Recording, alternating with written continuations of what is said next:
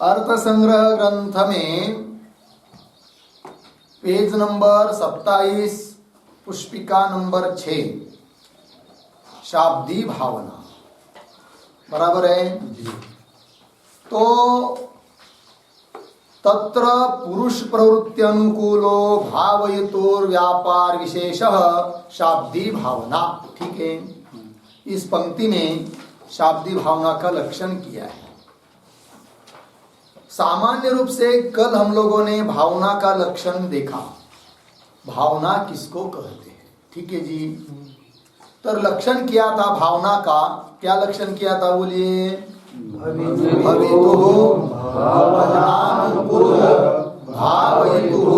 व्यापार विशेषः भावना। लग गया जी। तो बहुत सरल बात है भावना समझने के लिए।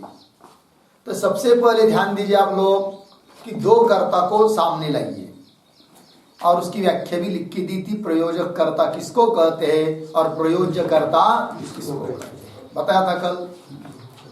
एक प्रेरणा देने वाला होता है और एक प्रेरित होता है कि नहीं?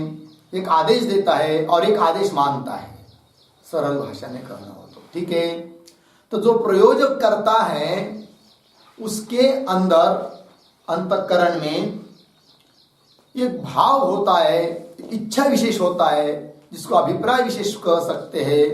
कि वो चाहता है कि सामने वाला जो व्यक्ति है वो कुछ तो करे। इस प्रकार की जो इच्छा विशेष प्रयोजक कर्ता में, वही भावना है। वही क्या है जी? भावना है। प्रेरणा दे रहा है, प्रेरणा को ही भावना कहेंगे। और जो सामने वाला पुरुष है, अब उसको प्रेरित करने के लिए, तो ऐसा तो होगा नहीं केवल मन में संकल्प कर लिया, इच्छा कर लिया और वो काम करने लग जाएगा। तो उसको बताने के लिए कुछ शब्द प्रयोग करना पड़ता है। फिर उदाहरण के लिए शब्द प्रयोग बताया था। उदाहरणार्थ गाम आनय, हे देवदत्त गाम आनय, किंवा जलम आनय, जो भी कुछ उदाहरण लीजिए। तो समझ लीजिए गाम आनय, गाय को ले आओ, ये वाक्य जब प्रयोजक कर्ता बोलता है तो सामने वाला व्यक्ति सुनकर सोचने लगता है। क्या सोचता है? कि ये व्यक्ति मेरे लिए कुछ करने के लिए बता रहा है कि नहीं? कैसा क्यों उसको लग रहा है? कि उसने वाक्य सुना। क्या सुना जी? वाक्य सुना। क्या वाक्य सुना? गाम आनय। इसका मतलब ये मुझे प्रेरणा दे रहा है कि नहीं? तब देखिए, तो गाम आनय ये कहने के बाद वो व्यक्ति उठकर काम करने के लिए चला जाता है। गाय लाने के लिए जंगल में जहां भी हो, बंधी हुई हो, ले आना हो, वो करने के लिए जाता है। तो उसके अंदर भी एक भाव उत्पन्न हुआ था कि अब मैं कुछ करूं। ये जो उसके अंदर इच्छा विशेष है, अभिप्राय विशेष है, वही है भावना। ठीक है जी। अब केवल लक्षण को घटाना है। यहां पर दो भावना हुई। फिर एक प्रयोजक कर्ता में जो अभिप्राय विशेष है वो एक भावना हुई, और प्रयोज्य कर्ता में जो अभिप्राय विशेष है वो एक भावना हुई। उसमें दो अलग अलग नाम हो जाते हैं। एक शाब्दी भावना और एक होती है आर्थी भावना। स्वतंत्र शाब्दी भावना का लक्षण अभी आ रहा है आगे, है कि नहीं? किंतु यहां पर हम लोगों ने अभी तक जो पढ़ा है वो केवल सामान्य लक्षण भावना का।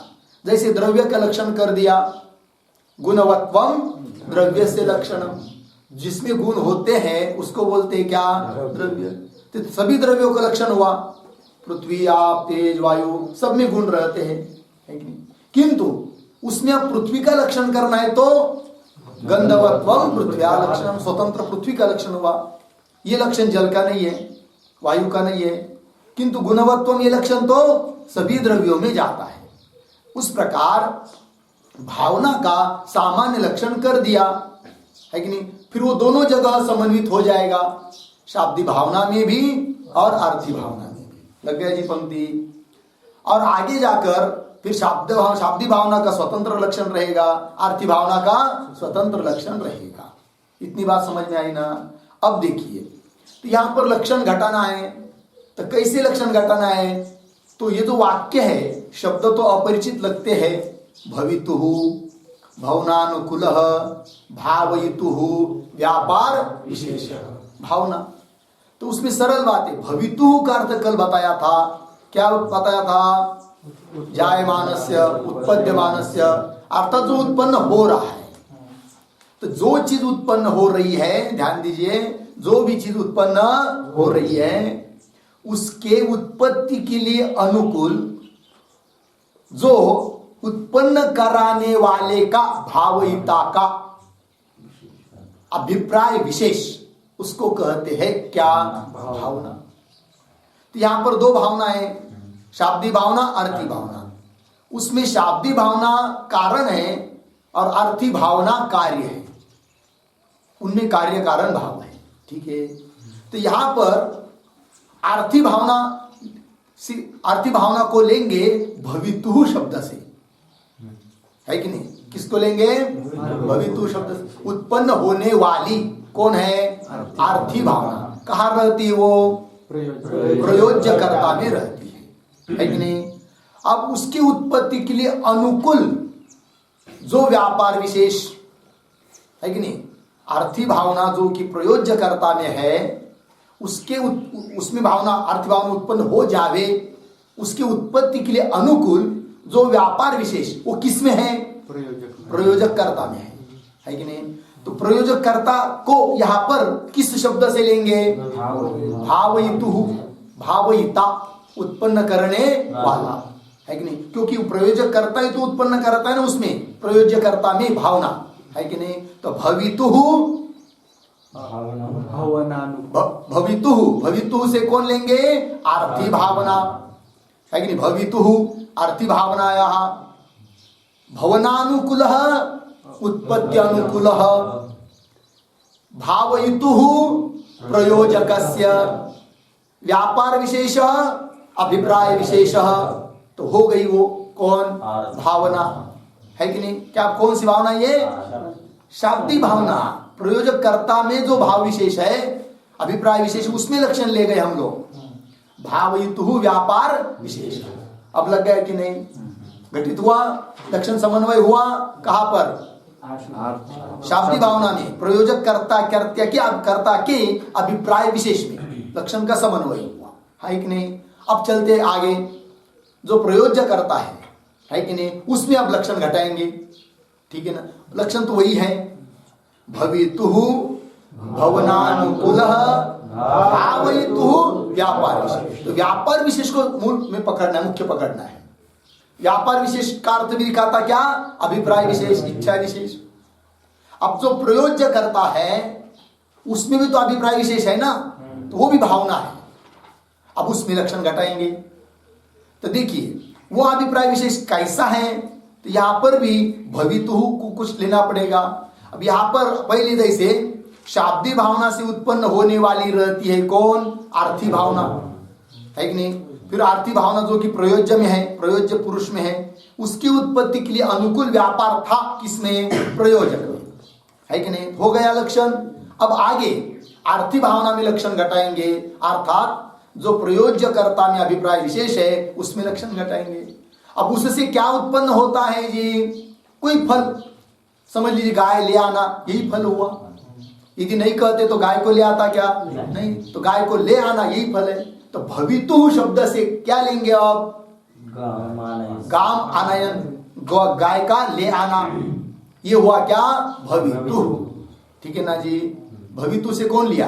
गाम आनयन, गाम आनयन रूप क्रिया, वहां तक जाना, गाय को खूंटे से छोड़ना है कि नहीं, उस हाथ में रस्सी पकड़ना, खींचते हुए उसको ले आना, ये सब हुआ। तो ये गाम आनयन, ये हुआ भवितु। उसके लिए उस गाम आनयन रूप क्रिया जो भवितु है, उत्पन्न होने वाली है, उसके लिए भवनानुकूल, उसकी उत्पत्ति के लिए अनुकूल कौन? व्यापार विशेष। किसमें?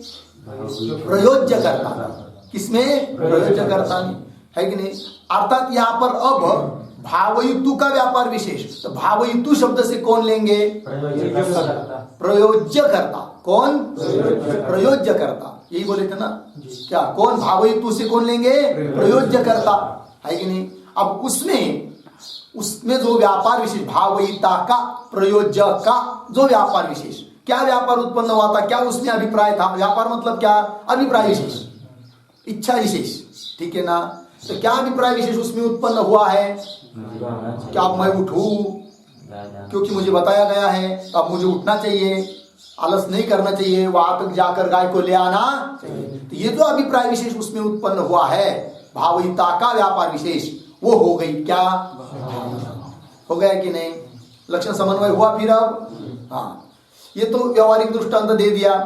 अब वाक्य है स्वर्ग कामो यजेत। क्या वाक्य है जी? स्वर्ग कामो यजेत, है कि नहीं। अब यहां पर तो प्रयोजक करता तो कोई है ही नहीं, वाक्य है स्वर्ग कामो यजेत। जैसे वहां पर हे देवदत्त गाम आनय, ऐसा बोलने वाला कोई तो था व्यवहार में, इसका मतलब प्रयोजक करता था। किंतु यहां पर स्वर्ग कामो यजेत, ऐसा कहने वाला कोई तो है नहीं है कि नहीं। वेद का वो वाक्य है, और वेद का वाक्य किसी ने बनाया भी नहीं है, क्योंकि वेद तो नित्य है, अपौरुष है, ठीक है ना। अब यहां पर कौन भावना, कहा कैसी भावना लेंगे? तो देखिए, तो भले व्यक्ति ने स्वर्ग कामो यजेत इस वाक्य का उच्चारण नहीं किया, समझ में आया कि नहीं, किंतु ये वाक्य सुनने के बाद सुनने वाले में कुछ भाव उत्पन्न होता है कि नहीं। जो वाक्य सुन रहा है या जो पढ़ रहा है कि नहीं, जिसको ये मालूम हो गया है कि जिसको स्वर्ग चाहिए उसने क्या करना चाहिए? यज्ञ करना चाहिए। ऐसा जो कोई व्यक्ति, यजमान लीजिए, जो यज्ञ करता है, तो यजमान वो चाहता था मुझे स्वर्ग चाहिए करके, ठीक है ना। अब क्या करे कैसा करे, तो उसने पढ़ लिया या किसी उसके गुरु ने बताया, वेद का वाक्य बताया, क्या? स्वर्ग काम हो। अभी वेद का वाक्य सुनने के बाद उसमें एक भाव उत्पन्न हुआ, अब मुझे यज्ञ करना चाहिए। तो यहां पर प्रयोजकर्ता कौन हुआ? वो यजमान। प्रयोजक कौन हुआ? यजमान। और प्रयोजक तो कोई है ही नहीं है। लेकिन प्रयोजक न होने पर भी यहां पर भावना है। तो यहां पर भी दो भावना है, शाब्दी भावना, अर्थी भावना। अब यजमान में जो भाव अभिप्राय विशेष उत्पन्न हुआ है, भाव उत्पन्न हुआ है कि अब मुझे यज्ञ करना चाहिए, यह जो यजमान का भाव विशेष, वो हो गई अर्थी भावना, है कि नहीं। अब वो क्यों उत्पन्न हुई, ये प्रश्न है। क्यों उत्पन्न हुई? वेद वाक्य सुनने से। तो वेद वाक्य में है अर्थी भाव, शाब्दी भावना। वेद वाक्य में है क्या? शाब्दी भावना। समझ में आया? तो वेद वाक्य में कहां पर है? तो स्वर्ग कामो यजेत में जो यजेत पद है, उस यजेत पद में भी दो भाग बताए थे, धातु और प्रत्यय। उस प्रत्यय में भी दो भाग बताए थे, आख्यात और लिंग। तो लिंग जो धर्म है, लिंग अवच्छिन्न प्रत्यय, उसमें है वो शाब्दी भावना, अर्थात प्रवर्तना। वात्र अभिप्राय विशेष नहीं कह सकते, क्योंकि अभिप्राय तो आदमी में होता है। तो लेकिन वो सुनने से प्रवर्तना मिलती कि नहीं, प्रवृत्ति होती कि नहीं, तो प्रवर्तना रूप शाब्दी भावना वहां पर है। कहां पर? लिंग शब्द में। बोलेंगे उसमें ही क्यों? यदि समझ लीजिए यजति प्रयोग होता, लट लकार होता, तो वो सुनने के बाद किसी में ही उत्पन्न हो जाएगा क्या भाव? यजमान में, क्या मुझे मैं यज्ञ करना, ये भाव उत्पन्न होगा क्या? अभिप्राय यजमान में नहीं होगा। कब होता है फिर? लिंग लकार का प्रयोग रहेगा, और उसको सुनने के बाद ही क्या यजमान में क्या उत्पन्न होता है? भाव, क्या मुझे यज्ञ करना चाहिए, है कि नहीं? लिंग नहीं सुनेंगे तो उत्पन्न नहीं होता। इसका मतलब लिंग प्रत्यय प्रवृत्त करा रहा है, अर्थात उसमें प्रवर्तना है। किसमें? लिंग प्रत्यय में, है कि नहीं? लिंग प्रत्यय में क्या है? प्रवर्तना है। तो वही है शाब्दी भावना। वही क्या है जी? शाब्दी भावना। अब उसमें भी लक्षण घटाएंगे। और यजमान में जो अभिप्राय विशेष है, जिसको हम कह दिया आरती भावना, उसमें भी लक्षण घटाएंगे। ठीक है जी। पहले शाब्दी भावना में घटाएंगे। तो शाब्दी भावना कौन है यहाँ पर? लिंग त्वावच्छिन्न जो प्रत्यय, उसमें है भावना, शाब्दी भावना। उससे क्या उत्पन्न हुआ? यजमान में अभिप्राय विशेष, अर्थात आरती भावना। ठीक है, ध्यान दीजिए। तो यहां पर भवितु से क्या लेंगे? कौन उत्पन्न हुआ है या होने वाला है? आरती भावना, अर्थात यजमान निष्ठ अभिप्राय विशेष, यज्ञ करने वाला अभिप्राय, यजमान, है कि नहीं? उसमें क्या है जी? अभिप्राय विशेष। किस प्रकार का अभिप्राय? वो अब मुझे यज्ञ करना चाहिए, है कि नहीं? तो वो हुआ भवितु, वो आरती भावना है। वो क्या हो गई? उसके भवनानुकूल, भवन मतलब उत्पत्ति, उसकी उत्पत्ति के अनुकूल जो भावयिता का व्यापार विशेष, है कि नहीं? तो यह भावयिता कौन है? लिंग लकार, है कि नहीं? उसमें जो व्यापार विशेष, क्या व्यापार है उसमें? प्रवर्तना। क्या व्यापार है जी? प्रवर्तना, है कि नहीं? वही है शाब्दी भावना। लक्षण समन्वय हुआ। भवितु भवनानुकूल भावयितु व्यापार विशेष घटित हुआ कि नहीं शाब्दी भावना में? अब यजमान निष्ठ जो अभिप्राय विशेष, उसको क्या कह दिया? आरती भावना। अब उसमें भी लक्षण घटाना पड़ेगा। ठीक है, अब समझ लीजिए यजमान यज्ञ करेगा, याग करेगा, उसको प्राप्ति होगी किसकी? स्वर्ग की। तो भवितु उत्पन्न होने वाला, है कि नहीं? अर्थात प्राप्त होने वाला, उत्पन्न होने वाला कौन लेंगे यहाँ पर? स्वर्ग। मतलब स्वर्ग ही नहीं, उस याग का जो जो फल होगा, तो यहाँ पर समझ लेंगे क्या? स्वर्ग। तो भवितु स्वर्गस्य, है कि नहीं? स्वर्गस्य भवनानुकूल, उसकी उत्पत्ति के लिए अनुकूल। भावयितु, तो भावयितु यजमानस्य अभिप्राय विशेष, वो हो गई भावना। कौन भावना है वो? आरती भावना। किस प्रकार की? अब मुझे कुछ यज्ञ करना चाहिए, फिर वो करने भी लग जाता है कि नहीं? सब जुटाता है, सामान सुमान सब, वो सब यज्ञ का, तो वो सब किस में आता है? आरती भावना ही है, अभिप्राय विशेष। हो गया ना जी? अब समझ में आया क्या लक्षण हुआ?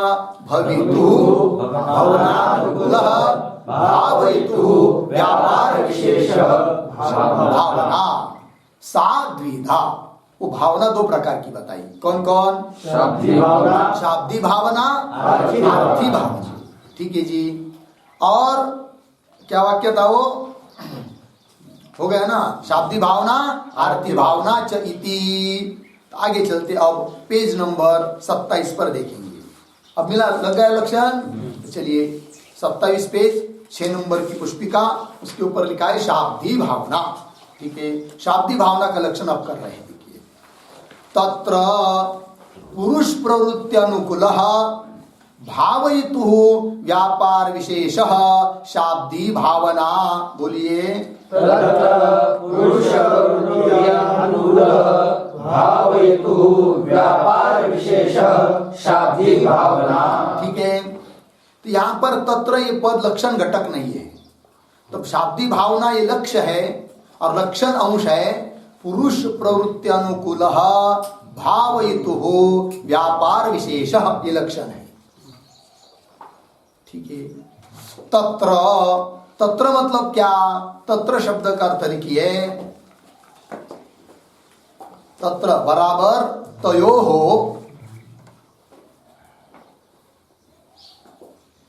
शब्द भावनार्थ भावनयोः मध्ये, किंवा शाब्दी भावना आर्थी भावनयोः मध्ये, शाब्दी भावना आर्थी भावनयोः मध्ये।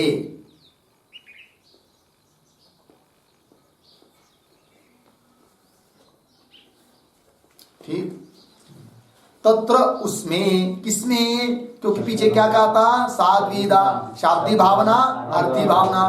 तो उसमें शाब्दी भावना और अर्थी भावना में शाब्दी भावना वाक्य के अंतिम में पद आया ना, शाब्दी भावना। तो शाब्दी भावना कौन है? वो शाब्दी भावना, तो उसका लक्षण कर दिया है। बोलिए लक्षण एक बार।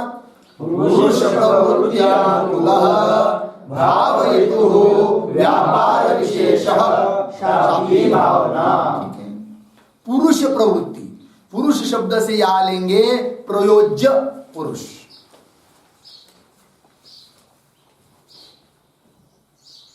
प्रयोज्य पुरुष, ठीक है।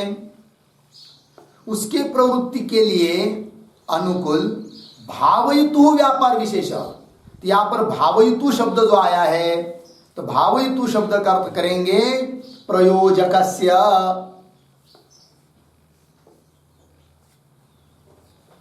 अर्धविराम वेदस्य आचार्यादेः वा,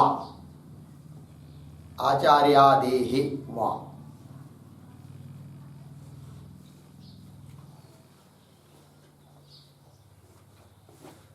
ठीक, चलिए भाई, ठीक है। पुरुष प्रवृत्ति अनुकूल अर्थ लगाएंगे, ध्यान दीजिए। पुरुष, पुरुष शब्द से कौन लिया? प्रयोजक। ध्यान दीजिए, व्यवहार में व्यवहारिक उदाहरण, प्रयोजक पुरुष एक होता है और एक प्रयोजक पुरुष होता है। तो लक्षण में जो पहला पुरुष शब्द आया है, तो उससे कौन लिया? प्रयोजक पुरुष, प्रेरित होने वाला पुरुष। तो प्रयोज्य पुरुष, तो उस पुरुष में जो प्रवृत्ति हो रही है अभी, है कि नहीं? क्या क्या मुझे उठना चाहिए, गाय को लाना चाहिए, है कि नहीं? इस प्रकार की प्रवृत्ति हो रही ना, उस प्रवृत्ति के लिए अनुकूल अर्थात उस प्रवृत्ति का जनक, अनुकूल शब्द का अर्थ है जनक, है कि नहीं? उस प्रयोज्य पुरुष निष्ठ जो प्रवृत्ति, उस प्रवृत्ति के लिए अनुकूल क्या? भावयितु व्यापार विशेष। तो भावयितु शब्द से कौन लिया? प्रयोजक पुरुष। तो प्रयोजक पुरुष का जो व्यापार विशेष, वो क्या हो गई? शाब्दी भावना। पहले हम लोग क्वेश्चन घटा चुके हैं, है कि नहीं? ये हो गया शाब्दी भावना, ठीक है ना? ये आरती भावना में नहीं जाएगा, ये शाब्दी भावना का ही लक्षण है। लग गया जी? अब देखिए, तो व्यावहारिक उदाहरण में तो घटा दिया, पुनः एक बार, जैसे प्रयोज्य पुरुष लिया देवदत्त। प्रयोज्य पुरुष कौन है? देवदत्त, है कि नहीं? क्यों देवदत्त यदि तो उलट सुलट हो जाता है, तो सरल लीजिए, राम और श्याम, ठीक है ना? आपने घोल नहीं होना रहा था क्योंकि राम पहले और श्याम बाद में है कि नहीं? जो पहले है वो बड़ा होता है, उसको प्रयोजक समझेंगे, है कि नहीं? तो राम और श्याम, तो राम हुआ प्रयोजक करता और श्याम हुआ प्रयोजक करता। अब समझ में आएगा कि नहीं? तो देखिए, पुरुष शब्द से कौन लेंगे अब यहाँ पर? प्रयोज्य अर्थात कौन? श्याम। तो श्याम के लिए कह रहा है कौन? राम। क्या? ये श्याम गच्छ तत्र गाम आनय, गाय को ले आओ, है कि नहीं? अब श्याम में अभिप्राय विशेष उत्पन्न हुआ कि नहीं? लेकिन उस प्रवृत्ति, उसकी प्रवृत्ति कही, अभिप्राय कही है, वो जो उसमें प्रवृत्ति हुई लाने की, उस प्रवृत्ति के लिए अनुकूल प्रवृत्ति का जनक कौन है? राम का अभिप्राय विशेष। तो भावयितु शब्द से कौन लिया? राम। तो भावयितु प्रयोजकस्य व्यापार विशेष, उसके अंदर राम के अंदर जो अभिप्राय विशेष है, किस प्रकार का अभिप्राय? अब सामने जाना चाहिए, समय हो गया, जाकर गाय को ले आना चाहिए, इस प्रकार का अभिप्राय विशेष किसमें? राम में। तो वो जो राम में अभिप्राय विशेष है, वही हो गई क्या? शाब्दी भावना। समझ में आया? अब इधर घटाएंगे, किसमें? देखिए, यजमान और वेदवाक्य। शाबाश, क्या? यजमान और वेदवाक्य, ठीक है। तो यजमान हुआ कौन? वह पुरुष। तो उस पुरुष जो यजमान, उसमें जो प्रवृत्ति उत्पन्न हो रही यज्ञ करने की, है कि नहीं? तो पुरुष प्रवृत्ति, पुरुष प्रवृत्ति, यजमान प्रवृत्ति, यजमान से प्रवृत्ति, यजमान प्रवृत्ति, है कि नहीं? उस प्रवृत्ति के लिए अनुकूल, उस प्रवृत्ति का जनक, है कि नहीं? भावयिता का व्यापार विशेष। क्या भावयिता कौन है? वेदवाक्य, है कि नहीं? उसमें भी कौन?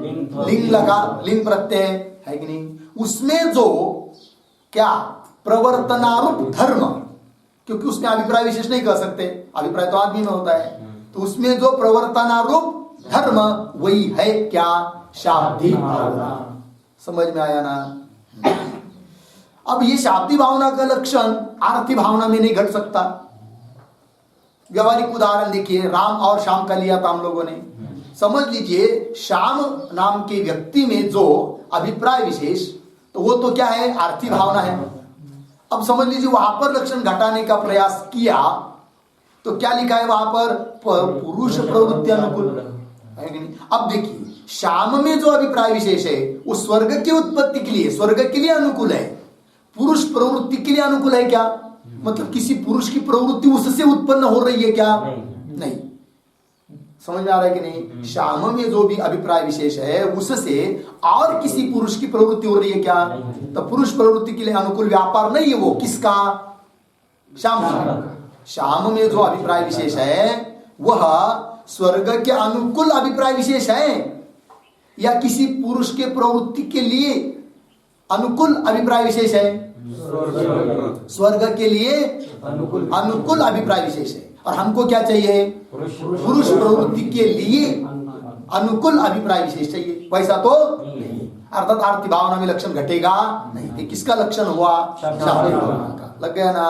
तो वो देखिए इसको भी याद कीजिए। लक्षण सब याद करने हैं।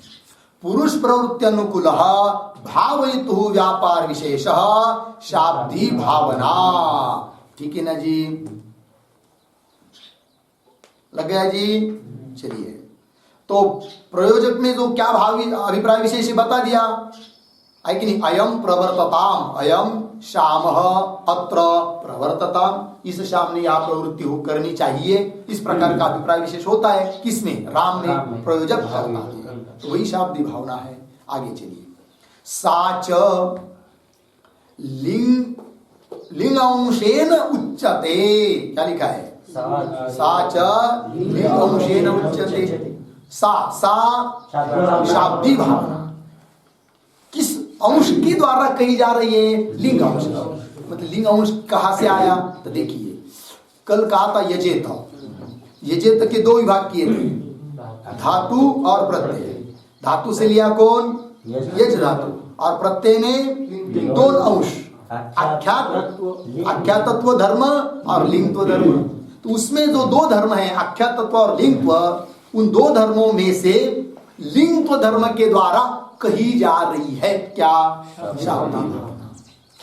समझ में आया कि नहीं? ध्यान दीजिए कैसे। यजेत बोला है कि नहीं? यजेत में लिंग है कि नहीं? तो लिंग तो धर्म उसमें है ना। वो सुनने से ही क्या हो रहा है? यजमान में प्रवृत्ति उत्पन्न हो रही है।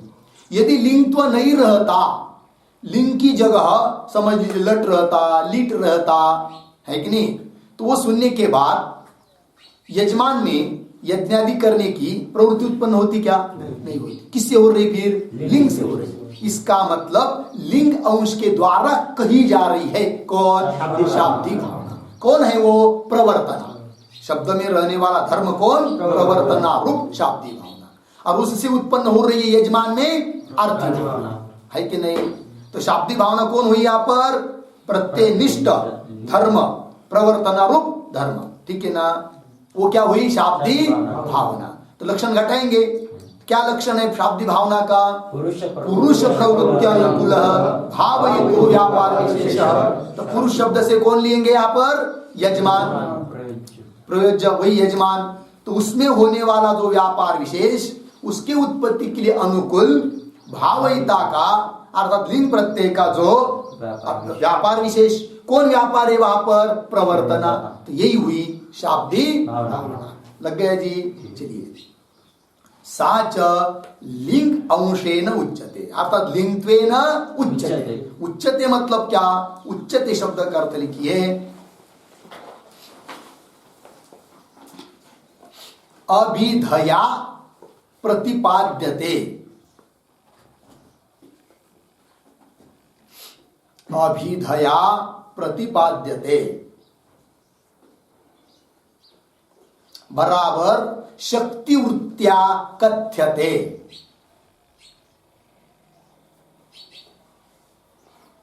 शक्ति वृत्त्या कथ्यते। ठीक है जी?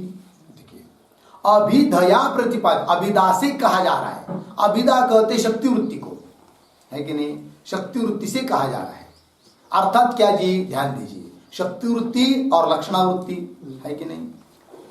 तो शब्द की अपने अर्थ में क्या होती है, शक्ति होती है।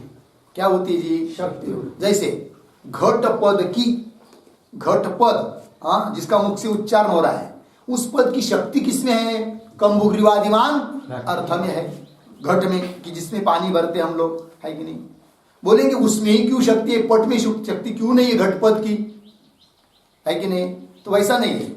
जो पद सुनने के बाद नियम से जिस अर्थ की उपस्थिति होती है, उस पद का वो अर्थ होता है शक्यार्थ, है कि नहीं। जो पद सुनने के बाद नियम से जिस अर्थ की उपस्थिति होती है, वो अर्थ क्या होता है जी, शक्यार्थ। अर्थात शक्ति वृत्ति उसमें होती है पद की, है कि नहीं। जैसे घट सुनने के बाद पट का स्मरण होता है क्या, नहीं। कम्बुग्रीवादिमान अर्थ का स्मरण होता है। इसका मतलब घट पद की शक्ति किसमें है, घट में। पट पद की शक्ति पट में। उस प्रकार यहाँ पर भी लिंग सुना तो प्रवृत्ति हो रही है कि नहीं।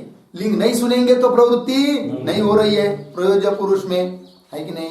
अर्थात लिंग में क्या है, शाब्दी भावना है कि नहीं, है कि नहीं। और वो जो सुनने वाला है यजमान, वो क्या बोलता है, समझता है कि वेद वाक्य मुझे प्रवृत्त करा रहा है, वेद वाक्य क्या कर रहा है मुझे। जैसे व्यवहार में प्रयोज्य पुरुष क्या सोचता है शाम, कि राम मुझे कुछ कार्य में प्रवृत्त करा रहा है, ये सोचता है कि नहीं, है कि नहीं। इसका मतलब इसमें कुछ अभिप्राय विशेष है राम में, तो वो जो अभिप्राय विशेष है वही है क्या, शाब्दी भावना। उस प्रकार यजमान भी सोचता है कि वेद कह रहा है कि स्वर्ग कामो यजेत, याग करो, इसका मतलब मेरे को करने के लिए कुछ कहा रहा है। तो कौन कहा रहा है, वेद। उसमें लिंग अंश है कि नहीं। तो वो जो लिंग है, तो इसका मतलब उसमें प्रवर्तना है, और वही प्रवर्तना ही है क्या, शाब्दी भावना। ठीक है जी।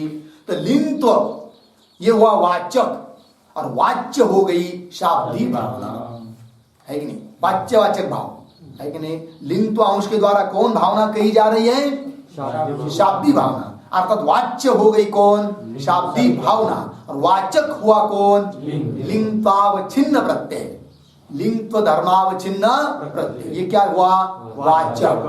तो वाच्यवाचक भाव उसमें हुआ। ठीक, देखिए पंक्ति, साच लिंग अंशेन उच्यते, ठीक है ना। तो वाक्य लिख के रख सकते हैं, लिंगत्वावच्छिन्न प्रत्यय वाचक।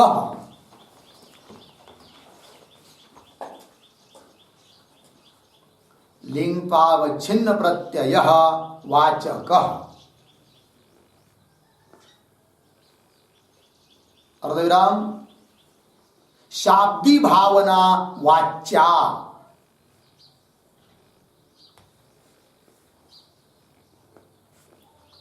शाब्दी भावना वाच्या। ठीक है। तो वाच्य कौन हुई, शाब्दी भावना। वाचक कौन हुआ, लिंगत्वावच्छिन्न प्रत्यय। जैसे उदाहरण, मोठ यह शब्द वाचक है, और जिसमें हम लोग रहते हैं, ये जो आकृति है मठ की, यह क्या हुआ, वाच्य। ठीक है ना जी। देवदत्त ये शब्द वाचक है, और उसका शरीर क्या हुआ, वाच्य। उस प्रकार लिंगत्वावच्छिन्न प्रत्यय ये क्या हुआ, वाचक, और वाच्य कौन हुई, शाब्दी भावना। समझ में आया। देखिए भाई, साच लिंग अंशेन उच्यते। कैसे भाई, बोलेंगे वाच्यवाचक भाव क्यों है इसमें, कैसा हम समझेंगे। ठीक है ना जी। लिंगत्वावच्छिन्न प्रत्यय वाचक हुआ, और शाब्दी भावना क्या हुई, वाच्य हुई। तो इनमें वाच्यवाचक भाव है, एक वाचक है एक वाच्य है, ये कैसा हम निर्णय करें। तो उस निर्णय करने के लिए अन्वय व्यतिरेक रूप अनुभव दे रहे ग्रंथकार, है कि नहीं। जैसे व्यवहार में भी देवदत्त शब्द का वाच्य ये शरीर है कि नहीं। क्यों, देवदत्त उच्चारण करते ही क्या हमारे दिमाग में उसी का शरीर आकृति उपस्थित हो जाती है, और देवदत्त नाम उच्चारण नहीं करेंगे तो आकृति उपस्थित नहीं होती है। इसका मतलब देवदत्त नाम का वाच्य वो उसका शरीर है। घट सुना तो आकृति कंबुग्रीवादिमान वस्तु उपस्थित हो जाती है, मतलब दिमाग में आ जाती है, स्फुरित हो जाती है। घट शब्द नहीं सुना तो नहीं होती है, इसका मतलब घट पद का वाच्य हुआ कौन? कंबुग्रीवादिमान वस्तु है कि नहीं। उसी प्रकार यहां कह रहे लिंग श्रवणे, मिला पंक्ति देखिए, लिंग श्रवणे अयम माम प्रवर्तयति मत प्रवृत्ति अनुकूल व्यापारवान अयम इति नियमेन प्रतीते है। ये नियम से प्रतीति होती है, अन्वय व्यतिरेक दिखाया। इस अन्वय व्यतिरेक से सिद्ध हो जाता है वाच्य वाचक भाव का निर्णय। लिंग तो अवच्छिन्न प्रत्यय वाचक और शाब्दी भावना वाचक। तो कैसा अन्वय व्यतिरेक है वो देखिए। लिंग श्रवणे, लिंग लकार सुन लिया है कि नहीं, यजेत गच्छेत आदि आदि है कि नहीं। तो गच्छेत कह दिया, सह गच्छेत किंवा त्वम गच्छे है, कुछ कह दिया। तो सुनने के बाद क्या होता है जी? तो लिंग श्रवणे, लिंग का श्रवण होने पर क्या होता है? अयम माम प्रवर्तयति। अयम, अयम शब्द से क्या लेंगे? दो, लिंग शब्द किंवा प्रयोजक। अयम शब्द से क्या लेंगे? लिंग शब्द किंवा प्रयोजक, प्रयोजक करता, जैसे राम, ठीक है ना। तो शाम क्या विचार करेगा? अयम राम माम प्रवर्तयति। क्यों? कि उसके मुख से लिंग सुना उसने, है कि नहीं। गच्छेत आदि क्या लिंग लकार सुना, सुनने के बाद वो शाम विचार करेगा यह राम माम प्रवर्तयति, मुझे प्रवृत्त करा रहा है, ठीक है ना। क्यों? यजमान ने सुना क्या? स्वर्ग कामो यजेत। तो यजमान सोचेगा कि ये जो लिंग लकार लिंग शब्द है वो मुझे प्रवृत्त करा रहा है, माम प्रवर्तयति, ठीक है ना जी। तो देखिए, लिंग श्रवणे अयम माम प्रवर्तयति, इसका अर्थ कर रहे मत प्रवृत्ति अनुकूल व्यापारवान अयम, है कि नहीं। माम प्रवर्तयति का मतलब क्या हुआ? मत प्रवृत्ति अनुकूल, मेरी जो मपली जो प्रवृत्ती मपल्या प्रवृत्तीला अनुकूल आहे की नाही, याचा व्यापार असं समजलं। मत प्रवृत्ती अनुकूल व्यापारवान, लागलं ना। मेरी जो प्रवृत्ति, उस प्रवृत्ति के लिए अनुकूल, प्रवृत्ति का जनक जो व्यापार, उस व्यापार वाला यह व्यक्ति है। कौन विचार कर रहा है? श्याम, बराबर। श्याम क्या विचार कर रहा है? श्याम कि मेरी जो प्रवृत्ति, उस मेरे प्रवृत्ति के लिए अनुकूल जो व्यापार, उस व्यापार वाला है वो कौन? राम, है कि नहीं। अर्थात वो क्या हो गई फिर? शाब्दी भावना राम में, समझ में आया ना। तो चलिए, ये कब हो रहा है? लिंग श्रवण के बाद। और लिंग श्रवण नहीं करेंगे तो उस राम का अभिप्राय समझ में ही नहीं आता है। राम का अभिप्राय कब समझ में आता है? लिंग श्रवण के बाद, है कि नहीं। इसका मतलब श्रवण होता है लिंग का तो राम का अभिप्राय समझ में आ रहा है, नहीं होता तो नहीं आ रहा है। इसका मतलब लिंग का वाच्य हो गई क्या? शाब्दी भावना। यजमान भी यही सोचेगा ना, क्या यजेत इत्यादि सुनने के बाद मेरी प्रवृत्ति के लिए अनुकूल व्यापार वाला है, और नहीं सुनेंगे तो उसकी प्रवृत्ति भी नहीं होगी। इसका मतलब लिंग सुनने के बाद ही होता है कि मेरे प्रवृत्ति के लिए अनुकूल व्यापार वाला यह है कि नहीं। तो चलिए फिर इस पंक्ति से क्या सिद्ध करना है जी?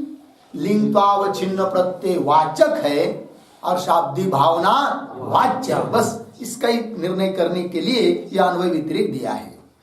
लिंग श्रवणे अयम माम प्रवर्तयति, अर्थात मत प्रवृत्ति अनुकूल व्यापारवान अयम, है कि नहीं। तो अयम से वही है, इति नियमेन प्रतीति, नियम से प्रतीति होती है, ठीक है ना जी। तो यहां पर जो शब्द आया है मत प्रवृत्ति अनुकूल व्यापारवान, मत प्रवृत्ति अनुकूल, उस पर लिखे एक वाक्य विग्रह, मम या प्रवृत्ति ही, मम या प्रवृत्ति ही गवानयनादौ,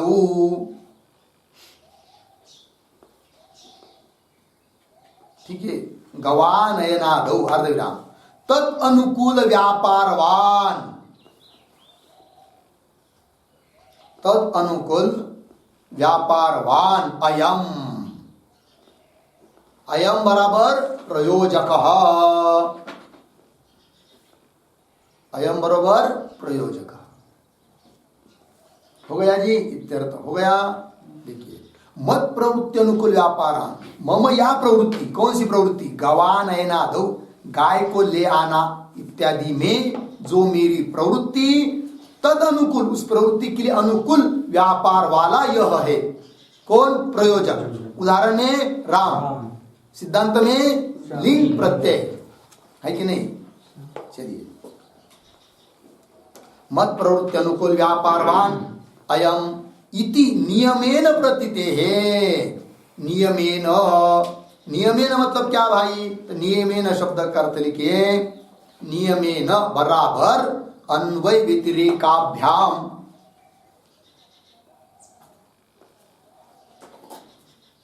अन्वय व्यतिरेकाभ्याम, अन्वय व्यतिरेक के द्वारा। ठीक है, क्या प्रतीते है? तो प्रतीते का अर्थ लिखिए, प्रतीते बराबर अनुभवात।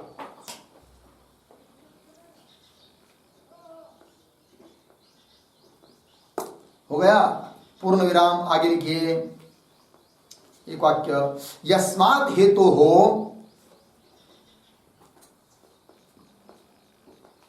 यस्मात् हेतु हो नियमेन, नियमेन एवं प्रतीतिः, एवं प्रतीतिः तस्मात्, तस्मात् लिंगाद्यर्थः शाब्दी भावना, तस्मात् लिंगाद्यर्थः शाब्दी भावना,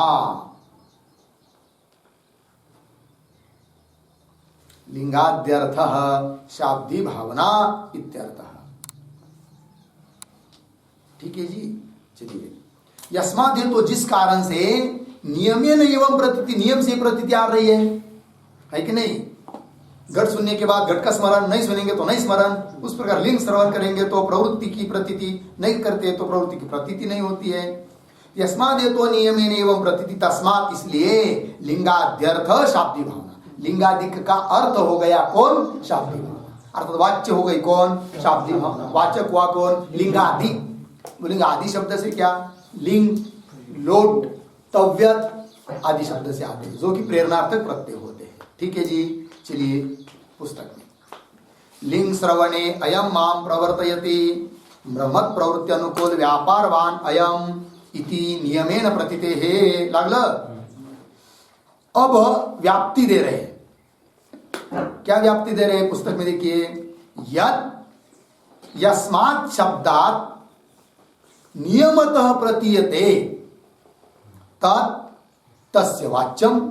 बोलिए, यस्मात् शब्दात् नियमतः प्रतीयते तत् तस्य वाच्यम। है कि नहीं? पदच्छेद करके बोलिए, यत् यस्मात् शब्दात् नियमतः प्रतीयते तत् तस्य वाच्यम। बस हो गया। क्या सरल अर्थ है कि जो जिस शब्द से नियम से प्रतीत होता है वह उसका वाच्य होता है कि नहीं? यह मतलब जो, यस्मात् जिस शब्द से, जो जिस शब्द से। तो उदाहरण लीजिए, चाहे लिखिए, वाक्य को लिखिए आप लोग, इसी वाक्य को अलग अलग लिखिए, स्पष्ट एक ही पंक्ति में यत्, छोटे छोटे शब्द लिखना, यत् व्याप्ति करके नाम लेकर आगे लिखिए, यत् यस्मात्,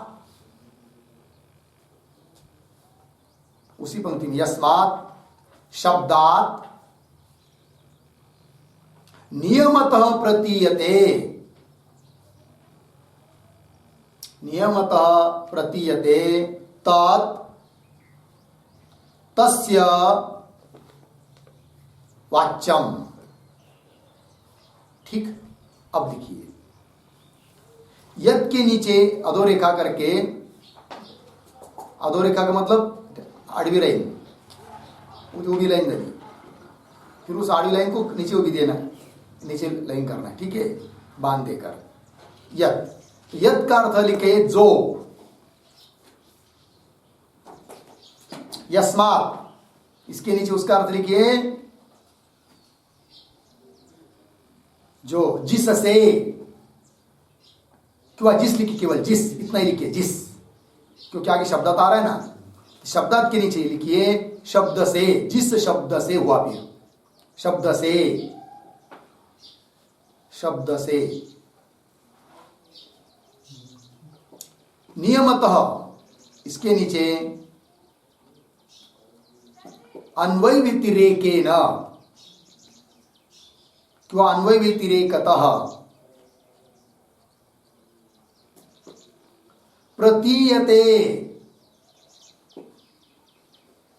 प्रतीयते के नीचे लिखिए अनुभूयते।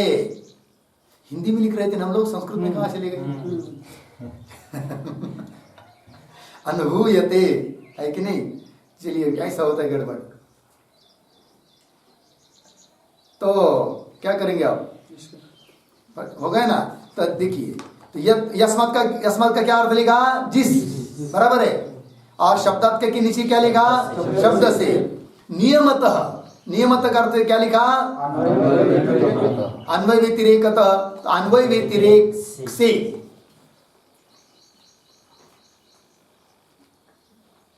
अन्वय व्यतिरेक से हुआ। प्रतीयते इसके नीचे लिखिए अनुभव में आता है, अनुभव में आता है, कि वह ज्ञान होता है, अनुभव में आता है, अनुभूयते। ठीक, फिर आगे तत्, वह, तत् का लिखिए वह, हुआ। फिर तस्य, तस्य के नीचे अधोरेखा करके उसके नीचे अर्थ लिखिए उसका, तस्य के नीचे उस शब्द का,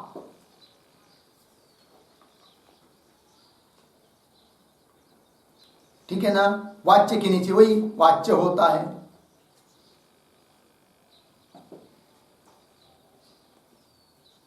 अब हो गया वाक्य पूरा।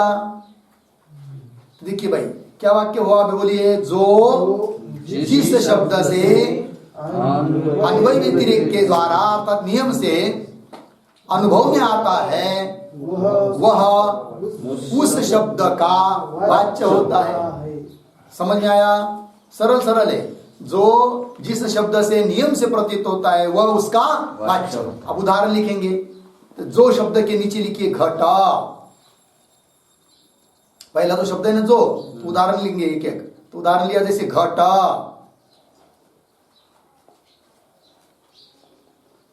ठीक। जिस शब्द से, ऐसा है ना, तो उसके नीचे लिखिए घट शब्द से,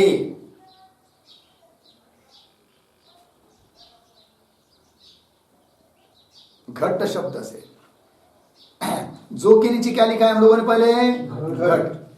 तो घट के अलावा वहां लिखिए कुंभ, क्योंकि फिर गड़बड़ हो रही ना, ठीक है ना जी? तो जो शब्द से कौन लिया? कुंभ, भांड है कि नहीं, पानी रखने का पात्र हुआ कुंभ। जिस शब्द से, तो क्या लिखा? घट शब्द से, है कि नहीं? तो नियमत, नियम आने, आगे लिखिए नियमत के आगे नीचे लिखिए नियम से, वही अन्वय व्यतिरेक से मतलब नियम से लिखा।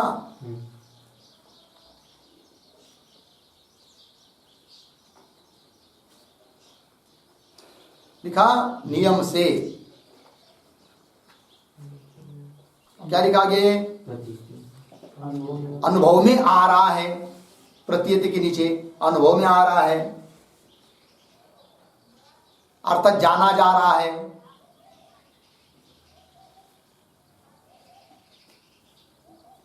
जाना जा रहा है। वह तत् के नीचे क्या है? तत् के नीचे लिखिए अभी कुंभ, जो जोश लिया था ना वही लेना है, तत् से कुंभ, है कि नहीं? तस्य, तस्य मतलब घट शब्द से, घट शब्द का, घट शब्द का। वाच्य है, हो गया, वाच्य है, हो गया जी। हाँ, लग गया, समझ में आया। अब उदाहरण दूसरा घटाएंगे, लिखने की जरूरत नहीं, अब देखते रहे केवल उस पंक्ति को, अब उदाहरण घटाते जाएंगे। जैसे जो से लेंगे हम लोग अभी कपड़ा, जो कपड़ा है कि नहीं। यस्मात् शब्दात, जिस शब्द से, किस शब्द से, वस्त्र शब्द से, क्या लेंगे, वस्त्र शब्द से। नियम से प्रतीत होता है कि नहीं, है कि नहीं, इसलिए प्रतीत हो रहा है, अनुभव में आ रहा है, इसलिए तत् मतलब वह कपड़ा, तस्य वस्त्र शब्दस्य वाच्य, वस्त्र शब्द का वाच्य हुआ। समझ में आया। अब चलिए, अब लिखिए, जो था ना तो उसके नीचे अब लिखिए शाब्दी भावना।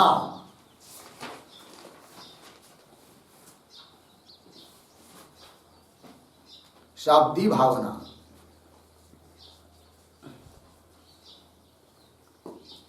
अब क्या है आगे, यस्मात् शब्दात्, जिस शब्द से, है कि नहीं, लिंग प्रत्यय श्रवण से, ऐसा अर्थ,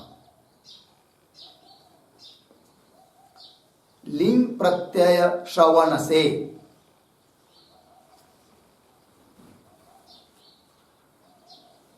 श्रवण से, नियम से,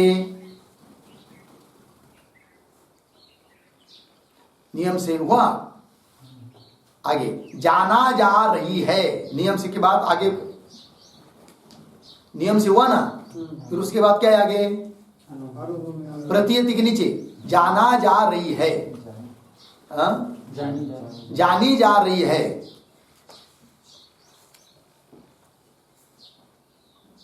जानी जा रही है, वह, फिर आगे क्या है, तत् ना, वह, तो उसके नीचे लिखिए शाब्दी भावना।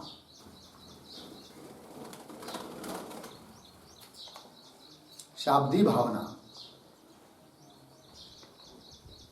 तस्य, तस्य के नीचे क्या आएगा, हाँ, लिंग प्रत्यय की, लिंग प्रत्यय की वाच्य है।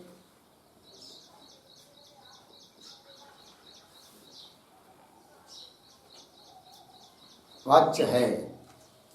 अब समझ में आया जी, क्या अर्थ निकला कि शाब्दी भावना, लिंग लकार श्रवण से, लिंग प्रत्यय श्रवण से, नियम से जानी जा रही है कि नहीं। इसीलिए तद मतलब वह शाब्दी भावना, तस्य वाच्य, किसकी वाच्य है, लिंग प्रत्यय से वाच्य, लिंग प्रत्यय की वाच्य। तो वाचक कौन हुआ, लिंग प्रत्यय, वाच्य कौन हुई, शाब्दी भावना। अब लगा जी, चलिए, और अन्वय व्यतिरिक्त दिखा दिया उसके पहले वाक्य में, लिंग श्रवणे अयम माम प्रवर्तयति मत प्रवृत्ति अनुकूल व्यापारवान अयम इति नियमेन प्रतीते, हुआ ना। चलिए, पुस्तक में यत् यस्मात् शब्दात् नियमतः प्रतीयते तत् तस्य वाच्यम, हुआ ना। आगे चलिए, यथा उदाहरण दे रहे, जैसे हम लोगों ने उदाहरण लिया घट का, बराबर है कि नहीं, पट का, उस प्रकार मीमांसक के अनुसार उदाहरण दे रहे हैं। यथा गाम आनय इति अस्मा इति अस्य, ये ना, गाम आनय इति अस्मिन् वाक्ये गो शब्द से गोत्वम। देखिए, यथा गाम आनय इति अस्मिन् वाक्ये गो शब्द से गोत्वम। ध्यान दीजिए, आप क्या होता है, गो शब्द का वाच्य है गोत्व। क्या जी, गोत्व। बोलेंगे क्यों, गो क्यों नहीं है, गोत्व है। तो क्या होता है, अलग अलग शास्त्रकारों की अपनी अपनी मान्यता होती है। तो मीमांसक के मत में शब्द का वाच्य होती है जाति। क्या होती है, जाति। तो गो शब्द की शक्ति किसमें है, गोत्व जाति में है। घट शब्द की शक्ति किसमें है, घटत्व जाति में है कि नहीं। और कुछ दर्शनकार ऐसे हैं कि उनके मत में शब्द की शक्ति जाति में नहीं है, व्यक्ति में है। अर्थात वो जाति जिसमें रहती है उसमें शक्ति है। जैसे गोत्व जाति किस में रह रही है? गौ में। तो गो शब्द का वाच्य कौन? गौ व्यक्ति। घट शब्द का वाच्य कौन? घट व्यक्ति, घटत्व नहीं, है कि नहीं? मनुष्य शब्द का वाच्य कौन? मनुष्य व्यक्ति। ये किसी कोई दर्शनकार की मान्यता है, लग गया। तो मतलब क्या हुआ? और कोई दर्शनकार शब्दों की शक्ति केवल जाति में भी नहीं मानते हैं और केवल व्यक्ति में भी नहीं मानते हैं, फिर किस में मानते हैं? जाति विशिष्ट व्यक्ति। क्या जी? जाति विशिष्ट व्यक्ति, जाति सहित व्यक्ति, है कि नहीं जी? जैसे गो शब्द की शक्ति किसमें? केवल गोत्व में भी नहीं, केवल गौ में भी नहीं, तो गोत्व सहित गौ में। गोत्व विशिष्ट व्यक्ति कौन हुई? गौ। तो गौ में शक्ति, ऐसे मानते हैं। तो अपनी अपनी मान्यता है। किंतु मीमांसक के यहाँ क्या मान्यता है जी? शब्दों की शक्ति जाति में है। इसलिए उन्होंने उदाहरण देते समय ऐसा उदाहरण दिया, गौ शब्द की शक्ति किसमें है? गोत्व में, है कि नहीं? कहने का तात्पर्य भाव, उनको इतना ही उदाहरण, इतनी बात के लिए उदाहरण दिया है कि वाच्यवाचक भाव, लिंग शब्द का वाच्य शाब्दी भावना है, यही निर्णय करना है, उसके लिए उदाहरण दिया। अब देखिए, ध्यान दीजिए, गो शब्द की शक्ति किसमें मानी? गोत्व में। बोलेंगे क्यों? तो गो शब्द सुनते ही क्या होता है? गोत्व का स्मरण होता है। गो शब्द नहीं सुना तो गोत्व का स्मरण नहीं होता है। इसीलिए गो शब्द की शक्ति किसमें? गोत्व में। बोलेंगे गौ में क्यों नहीं मानेंगे? तो बोलेंगे गौ में नहीं मान सकते क्योंकि गौ अनंत हुई, तो अनंत शक्ति मानना पड़ेगा, गौरव होगा, और जाति तो सभी गौ में एक ही है। इसलिए शक्ति किसमें माननी है? जाति में। समझ में आ रहा है कि नहीं बात? अब ध्यान दीजिए, फिर मीमांसक को कोई पूछेगा कि भाई यदि तुम जाति में शक्ति मान रहे हो, कोई बात नहीं, अब समझ लीजिए तुमने किसी को कह दिया कि जा गाय को ले आओ, कह दिया, फिर जिस व्यक्ति ने सुना उस व्यक्ति ने जाकर किसको लाना चाहिए? किसको लाना चाहिए? गोत्व। क्योंकि गो शब्द की शक्ति किसमें मानी तुमने? गोत्व, जाति में। तो उसने जाना चाहिए, गोत्व को लाना चाहिए, किंतु वो तो लाता है किसको? गाय को। ये क्यों करता है कि नहीं? इसका मतलब तुम जाति में शक्ति मत मानो, किसमें मानो? व्यक्ति में मानो, क्योंकि व्यक्ति लाया जा रहा है कि नहीं? तो वो बोलते हैं ऐसी बात नहीं, शक्ति किसमें है? गोत्व में ही है। किंतु फिर वो व्यक्ति गोत्व को तो ला नहीं सकता, है कि नहीं? तो गो आनयन बिना, गाय को ले आए बिना गोत्व को लाया नहीं जा सकता है। फिर बोलेंगे फिर शक्ति से तो वस्तु का ज्ञान होता है ना, तो गौ शब्द की शक्ति किसमें है? गोत्व में। तो गोत्व का ही ज्ञान उसको होना चाहिए, गौ का कैसा हो गया? तो बोलेंगे गौ शब्द से गोत्व का ही ज्ञान हुआ, किंतु अर्थापत्ति से उसको गौ का ज्ञान हो जाता है, गौ व्यक्ति का ज्ञान हो जाता है। क्यों? अनुमान से, है कि नहीं? क्या होता है जी? ज्ञान होता है किसका? गौ व्यक्ति का। तो गो शब्द से ज्ञान किसका होगा? शक्ति वृत्ति से गोत्व का। फिर लक्षणा करके, अर्थापत्ति के द्वारा, अनुमान के द्वारा लक्षणा करके ज्ञान हो जाएगा किसका? गौ व्यक्ति का। समझ में आया? क्यों? कि वो विचार करेगा कि गाय को ले जाए बिना गोत्व लिया जा नहीं सकता है कि नहीं? इसका मतलब मुझे गाय को भी ले जाना चाहिए। तो गाय का बोध उसको, व्यक्ति का बोध उसको लक्षणा के द्वारा हो रहा है, शक्ति वृत्ति से नहीं। शक्ति किस कहा है? केवल जाति में, गोत्व जाति में। समझ में आया ना? तो वही दिया, देखिए, यथा गाम आनय इति अस्मिन् वाक्ये गो शब्दस्य गोत्वम, मतलब गो शब्द का वाच्य कौन है? गोत्व। उस प्रकार लिंग शब्द का वाच्य कौन? शाब्दी भावना, है कि नहीं? लिंगत्वाव छिन्न प्रत्यय, उसका वाच्य कौन है? शाब्दी भावना। गो का वाच्य कौन? गोत्व। ठीक है ना? तो वही लिखा है यथा गोत्वम। यथा पद आया यहाँ पर, यथा, जहां यथा आता है वह तथा भी आता है। तो तथा शब्द से क्या? तो लिख लीजिए वाक्य, तो वाक्य पूरा हो जाएगा, समझ में आएगा। ठीक है ना? तथा लिंगादीनाम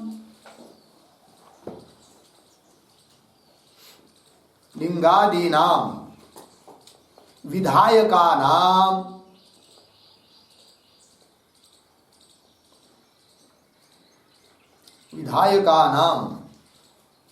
प्रवृत्त्यनुकूल व्यापारे,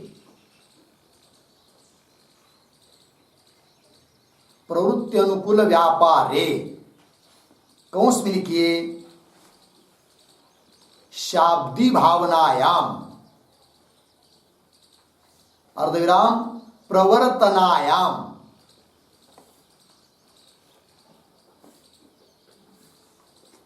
कंस बंद शाब्दी भावनायाम प्रवर्तनाय अर्धविराम देऊन प्रवर्तनायाम कंस बंद आगे शक्ति ही इत्यर्थः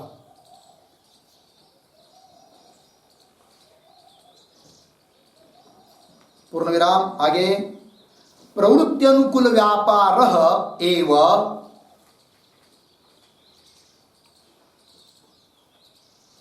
प्रवृत्त्यनुकूल व्यापारः एव प्रवर्तना इति उच्यते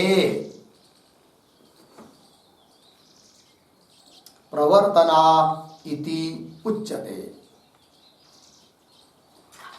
पूर्ण विराम प्रवर्तना एव प्रवर्तना एव शाब्दी भावना प्रवर्तना एव शाब्दी भावना ठीक है जी चलिए अर्थ समझ लेते हैं तो यथा यथा तो पुस्तक में है तो यथा गाम आनय इत्यस्मिन् वाक्ये गो शब्दस्य गोत्वम् तथा लिखा है ना अभी लिंगादी नाम विधायका नाम लिंगादि दो विधायक प्रत्यय क्या जी लिंगादि दो विधायक प्रत्यय है कि नहीं विधान करने वाले प्रत्यय लिंगादि लिंग लोट तव्यत आदि आदि तो लिंगादि नाम विधायका नाम उनकी प्रत्ययों की लिंगादि प्रत्ययों की कहा शक्ति है जी प्रवृत्ति अनुकूल व्यापारी शक्ति प्रवृत्ति अनुकूल व्यापार में क्या है शक्ति है तो यजमान में जो प्रवृत्ति हो रही ना तो उस प्रवृत्ति के लिए अनुकूल व्यापार कौन है प्रवर्तना क्यों श्याम में जो प्रवृत्ति हो रही है उस प्रवृत्ति के लिए अनुकूल व्यापार कौन हुआ राम का व्यापार ठीक है ना जी उसमें शक्ति है फिर किसकी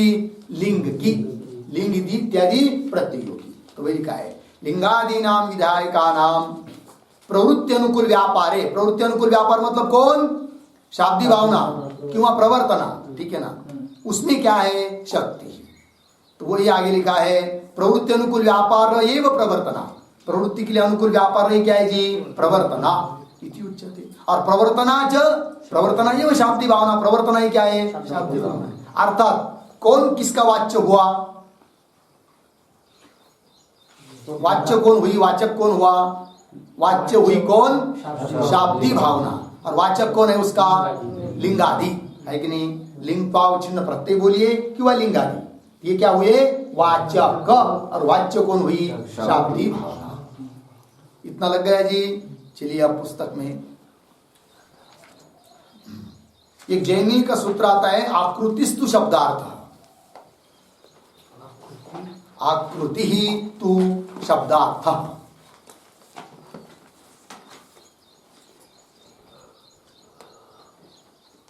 आकृति ही तु शब्दार्थ हो गया ये तो सूत्र है तो आकृति क्या चीज है तो आकृति का अर्थ लिखिए आकृति बराबर जाति आकृति बराबर जाति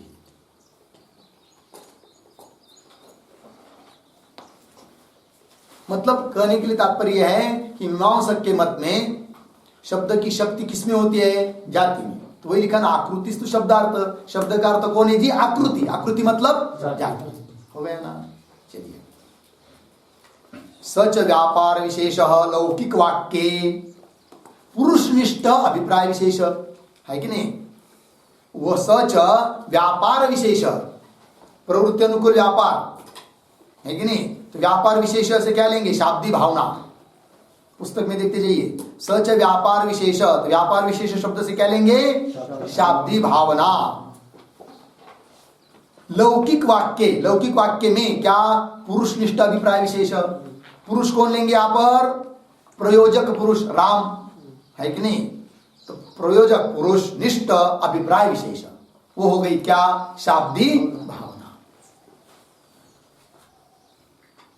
आगे वैदिक वाक्य तो पुरुषाभावात है कि नहीं। वैदिक वाक्य उदाहरण यजेत स्वर्ग काम, या तो कोई पुरुष है ही नहीं है, तब वो प्रवृत्ति अनुकूल जो व्यापार वो कहाँ बताएंगे आप? जैसे वह या तो बताया है कि नहीं, प्रवृत्ति अनुकूल व्यापार किसमें बताया? राम में, अर्थात प्रयोजक में। और यहाँ पर वैदिक उदाहरण है, उदाहरण में तो प्रयोजक तो कोई है ही नहीं है।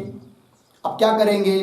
तब दे रहे वैदिक वाक्य तो पुरुष अभावात है कि नहीं, लिंगादि शब्द निष्ठ एवं, लिंगादि जो शब्द उसमें ही रहता है, वो कौन?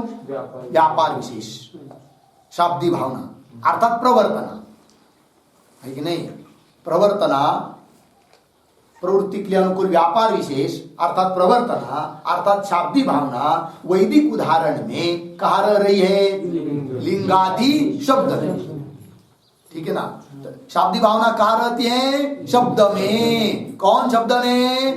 लिंगादि शब्द में रहती है। कौन? शाब्दी भावना, ठीक है ना। शाब्दी भावना का वाचक कौन है? लिंगादि शब्द है कि नहीं, वह लिंग पाव चिन्ह प्रत्यय, लिंग लिंगादि शब्द क्या है? वाचक। वाच्य कौन? वही शाब्दी भावना, और वो कहाँ रहती है? लिंगादि शब्द में। लग गया इतना जी?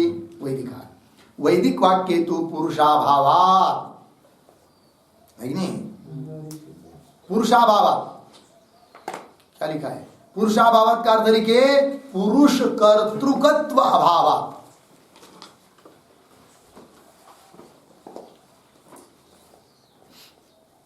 पुरुष कर्तृकत्व अभावात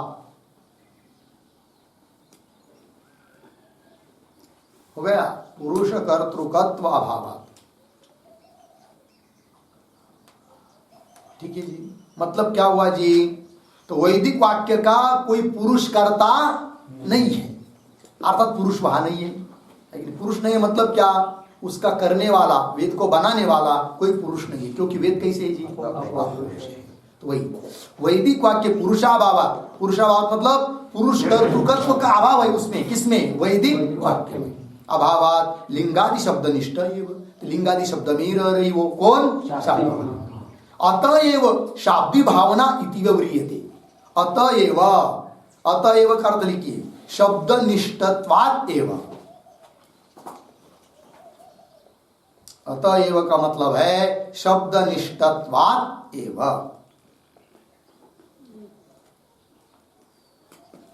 हो गया ना?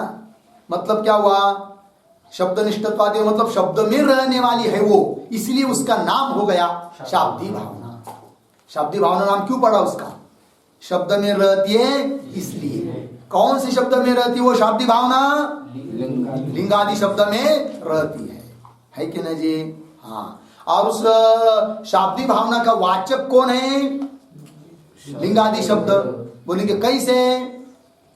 तो नियम है, यद यस्मात् नियमत प्रतीयते तत्तस्य वाच्यम्।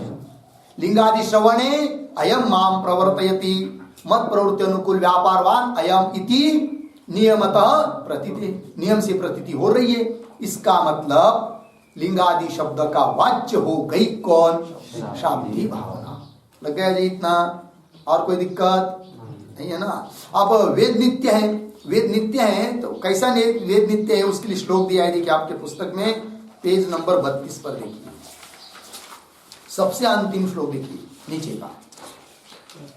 न कश्चित वेद कर्ता च वेद स्मर्ता पितामहः। न कश्चित् वेद कर्ता च वेद स्मर्ता पितामहः। तथैव काय तथैव धर्म स्मरति मनुः कल्पांतरांतरे। तथैव धर्म स्मरति मनुः कल्पांतरांतरे। न कश्चित वेद कर्ता, कश्चित वेद कर्ता न, वेद को बनाने वाला कोई है नहीं, वो अपौरुष है। बोलेंगे कैसे? जब सृष्टि उत्पन्न हुई तब भगवान ने उत्पन्न किए ही होंगे ना वेद को। तो बोलते नहीं नहीं, सृष्टि अनादिकाल से है।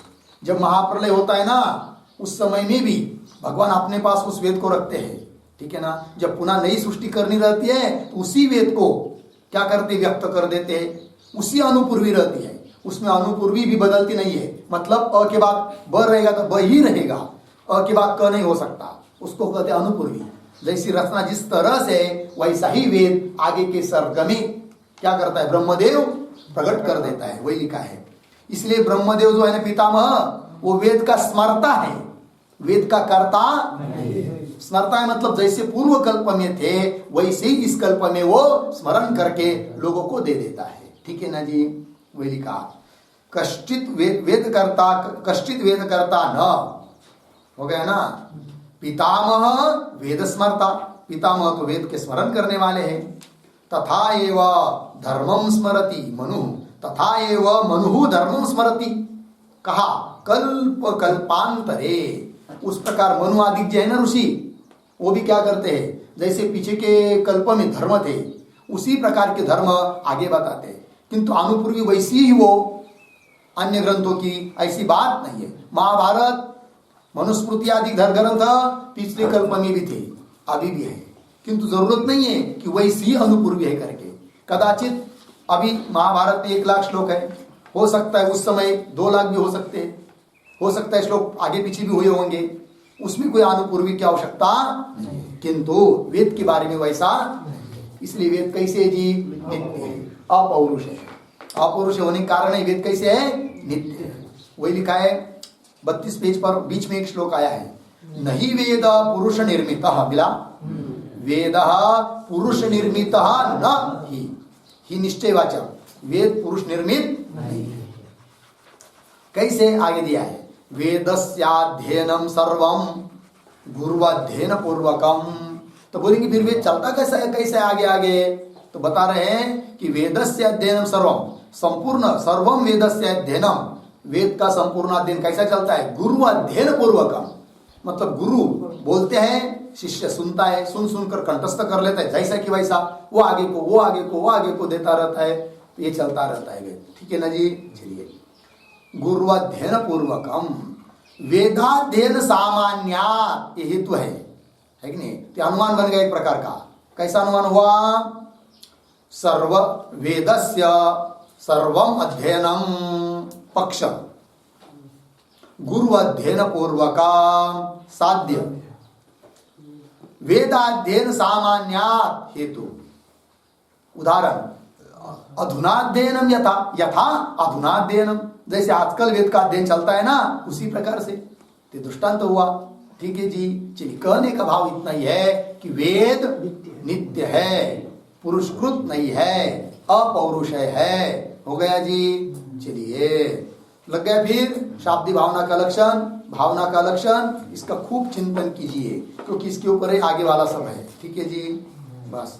ओम पूर्णमदः पूर्णमिदं पूर्णात् पूर्णमुदच्यते पूर्णस्य पूर्णमादाय पूर्णमेवावशिष्यते। ओम शांति शांति शांति।